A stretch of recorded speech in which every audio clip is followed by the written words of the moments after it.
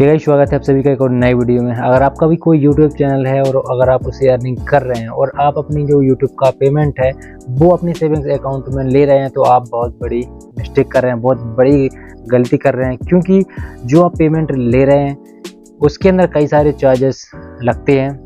जैसे कि आपका अगर मान लो $100 आया है आपके अकाउंट में, तो आपको उसका रेट बहुत कम मिलता है और कई सारे चार्जेस लगा दिए जाते हैं। तो उसके बाद आपको जो पेमेंट है वो बहुत कम मिलता है। जो सेविंग्स अकाउंट में जो लोग अपना पेमेंट ले रहे हैं वो एक बहुत बड़ी मिस्टेक कर रहे हैं। क्योंकि भाई बहुत सारे प्रकार के चार्जेस, फॉरेन चार्जेस प्लस जो रेट रहता है, जो $1 का अभी जो रेट है करीब 85 रुपीज़ चल रहा है। लेकिन जो आपको आपका बैंक रेट देता है वो रेट भी कम मिलता है, प्लस जो चार्जेस हैं वो भी बहुत ज़्यादा लगाए जाते हैं। तो अब भाई कौन सा यूट्यूब के लिए मैं अपना कौन सा बैंक अकाउंट लगाऊं जहां पर आप मुझे रेट भी अच्छा मिले, प्लस जो मेरा चार्जेस भी हैं वो भी बहुत कम लगे। तो इसके लिए देखो, सबसे पहली बात तो ये है कि कौन सा बैंक अकाउंट। अब मैं किसी बैंक की बात नहीं कर रहा हूँ कि भाई HDFC bank, axis bank, SBI, bank of Baroda, ऐसे बैंक की बात नहीं कर रहा हूँ। मैं बात कर रहा हूँ सेविंग्स अकाउंट। सेविंग्स अकाउंट हमें लगाना चाहिए या फिर करंट अकाउंट लगाना चाहिए, तो मैं बात कर रहा हूँ इसकी, क्योंकि ये बहुत इंपॉर्टेंट है कि आपका जो सेटलमेंट हो रहा है, जो भी चार्जेस लगाए जा रहे हैं आपके ऊपर, अब देखो जिसका पेमेंट बहुत कम आता है, जैसे कि $200-500 आता है, उनके लिए तो ठीक है भाई, सेविंग्स अकाउंट चल जाएगा। और मुश्किल से 200 या 300 या 400 रुपये भी अगर लग जाते हैं तो दिक्कत नहीं है। लेकिन जिनका भाई पेमेंट आ रहा है हज़ारों डॉलर, $2000, $5000, तो बहुत बड़े बड़े यूट्यूबर्स जो हैं जिनका भी 8, 10, 20, 50 हज़ार डॉलर तक आ रहा है उनका पेमेंट, और वो भी कई बार तो लोग सेविंग्स अकाउंट में भी ले लेते हैं। तो उनको भी चीज़ें, बड़े बड़े यूट्यूबर्स को भी ये चीज़ें मालूम नहीं रहती है कि भाई कौन सा बैंक अकाउंट लगाएं, सेविंग्स अकाउंट लगाएं या फिर करंट अकाउंट लगाएं। तो मैं बात करूं सेविंग्स अकाउंट की, तो देखो सेविंग्स अकाउंट में क्या होता है कि आप जब अपने गूगल एडसेंस के अंदर में अपना बैंक अकाउंट ऐड कर देते हो, जो आप अपना सेविंग्स अकाउंट ऐड करते हो, वहाँ पर आपका डायरेक्ट जो पैसा है वो गूगल भेजता है भाई आपके बैंक के पास में, और बैंक के जो है वो अपने अनुसार रेट लगा करके आपको इंडियन रुपीज़ में आपके बैंक अकाउंट में पैसा भेज देता है। और जो रेट रहता है वो ऑटोमेटिक ही कन्वर्ट होकर के आपके अकाउंट में आ जाता है, और जो चार्जेस हैं वो भी बैंक लगा देता है अलग अलग प्रकार की। तो सेविंग्स अकाउंट में तो ये ऑटोमेटिक प्रोसेस है कि गूगल ने पैसा भेजा, आपके बैंक के पास में $1 का पेमेंट आया, और आपके बैंक ने आपके बैंक अकाउंट में इंडियन रुपीज़ में, INR में आपका जो पेमेंट है, जो ऑटोमेटिक है, जो उनका रेट चल रहा है, तो वहाँ पर ऑटोमेटिक ही वो लोग पेमेंट आपका भेज देते हैं।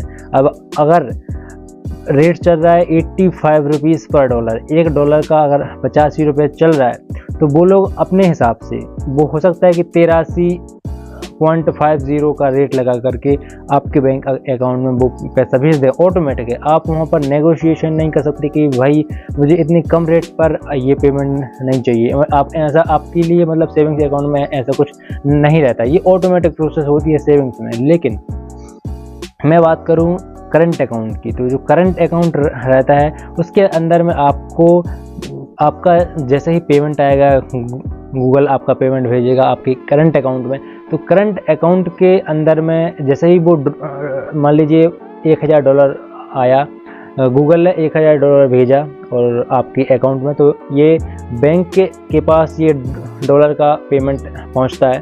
फिर बैंक का एक एम्प्लॉई जो है वो कॉल करता है कस्टमर को कि हाँ भाई आपका $1000 का पेमेंट आया है, तो आप इसको किस रेट के ऊपर मतलब सेटलमेंट करना चाहते हैं। तो आप देखो, जो नया व्यक्ति रहता है उसको भी मालूम नहीं रहता है कि किस रेट पर मैं उनसे बोलूं कि भाई ठीक है आप अपने अनुसार कर दीजिए और मेरा पैसा मेरे खाते में भेज दीजिए। तो अभी क्या है कि भाई आपको क्या करना हो कि भाई जैसे मान लो 85 रुपये पर डॉलर, $1 का 85 रुपये का भी रेट चल रहा है, तो आपको 84.80 या 84.90 इस तरीके से आपको उनको रेट बताना होगा। और रेट बताने के बाद भाई आपको बोल रहा हूँ कि आप मेरे अकाउंट में इस रेट के अनुसार पैसा भेज दो, तो वैसा ही होगा आपका जो पेमेंट है वो एम्प्लॉय कन्वर्ट करके आपका पैसा इंस्टेंट ही भेज देगा। तो आपको ना तो कोई ऐसा एक्स्ट्रा चार्ज लगा और ना ही आपको रेट कम लगा। कोई जैसे किसी व्यक्ति के $100 उसके खाते में आए तो अभी सेविंग्स अकाउंट में 8300 रुपये भेज देगा ऑटोमेटिक। लेकिन जब आपका मान लो $100 आएगा आपके करंट अकाउंट में, तो आपको जो पैसा आएगा करीब 8400 रुपये और कुछ पैसे और आएगा। मतलब कि आप अगर करंट अकाउंट में पैसा लेते हैं तो आपको उससे बेनिफिट होने वाला है और आपको चार्जेस भी कुछ एक्स्ट्रा नहीं लगेंगे, प्लस जो आपको रेट मिलेगा वो भी अच्छा मिलेगा। तो इस तरीके से आपको ध्यान देने की ज़रूरत है। किसी भी तरीके का जो यूट्यूबर है, ब्लॉगर है, या फिर किसी भी तरीके से भाई अपना जो पेमेंट है वो बाहर से ले रहा है, कोई आपको जो है वो पेमेंट है कहीं से भी आ रहा है, चाहे आपका कोई व्लॉग वेबसाइट है उसके अंदर भी एडसेंस का यूज़ होता है और यूट्यूब के अंदर भी एडसेंस का यूज़ होता है। तो आपको करंट अकाउंट लगाना है। आप किस बैंक का भाई करंट अकाउंट लगाओ, तो भाई मैं कुछ बैंक आपको बता रहा हूँ। तो यहाँ पर HDFC बैंक है, बहुत अच्छे रेट के ऊपर आपका जो पैसा है वो आपको भेज देता है।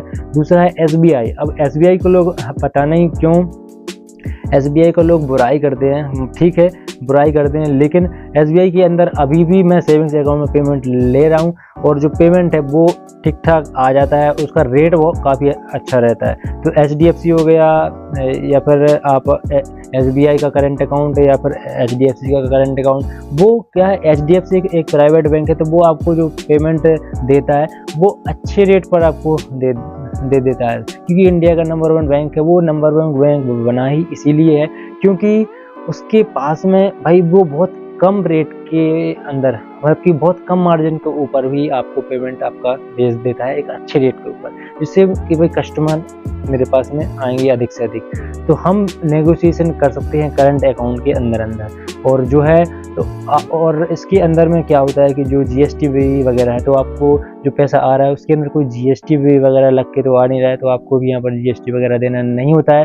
हाँ, आपका जो पेमेंट आ रहा है उसके ऊपर आप ITR भर सकते हैं, कोई ज़्यादा बड़ा पेमेंट अगर आ रहा है, लेकिन आपको GST देने की बिल्कुल भी ज़रूरत नहीं है। कोई GST यहाँ पर लागू होता ही नहीं है क्योंकि जो पेमेंट आ रहा है उसके अंदर भी कोई GST नहीं लगा है और जो पेमेंट है वो बाहर से आ रहा है तो उसके अंदर GST लग के नहीं आ रहा है, तो हमें यहाँ पर GST देने की भी ज़रूरत नहीं है। तो भाई 2 चीज़ें मैं फिर से बोलना चाहता हूँ कि भाई जो है आप सबसे पहले तो करंट अकाउंट यूज़ करना और दूसरा HDFC या फिर SBI या फिर कोई और बैंक का आप यूज़ कर सकते हैं अकाउंट, लेकिन करंट अकाउंट ज़रूर यूज़ करें अगर आपका पेमेंट 500, 1000, 1500, $2000 इस तरीके से आ रहा है, क्योंकि उससे आपको बेनिफिट ही होगा और आपको जो चार्जेस हैं वो भी बहुत कम लगेंगे। तो इस तरीके से भाई आपको आई होप कि आपको ये वीडियो इन्फॉर्मेटिव लगा हो, क्योंकि यार बहुत प्रॉब्लम्स हैं। हम सबके सब जो भी यूट्यूबर्स ब्लॉगर्स हैं सबके सब सेविंग्स अकाउंट में पैसा ले रहे हैं और अपना जो है वो एक प्रकार से कटवा रहे हैं। तो थैंक यू, गुड बाय, हम मिलते हैं ऐसे ही। और अगर कोई क्वेश्चन है तो भाई कमेंट में पूछ लेना, मैं इंस्टेंट आपको रिप्लाई दे दूँगा। Thank you, good bye.